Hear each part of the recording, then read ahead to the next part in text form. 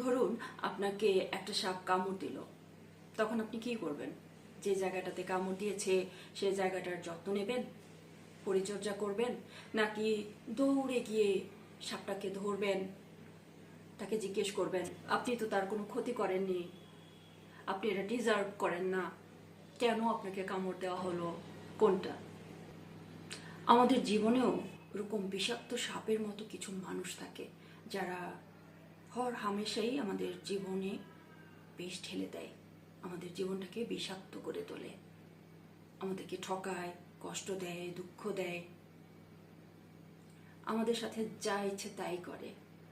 তাই আপনাকে বলছি, আপনি কখনোই ওই মানুষগুলোকে জিজ্ঞেস করতে যাবেন না, জানতে চাইবেন না যে কেন আপনাকে ঠকানো হলো, কেন আপনাকে কষ্ট দেওয়া হচ্ছে, কেন আপনার জীবনটাকে বিষিয়ে তোলা হচ্ছে। তাহলে আপনি আরো বেশি মরে যাবেন, আপনি ধুকে ধুকে মরবেন, কষ্ট আরো বাড়বে আপনার। যতটুকু সম্ভব এদের কাছ থেকে দূরে থাকার চেষ্টা করবেন, আর এদেরকে খুব সতর্কতার সাথে হ্যান্ডেল করার চেষ্টা করবেন, তাহলে আপনি ভালো থাকবেন।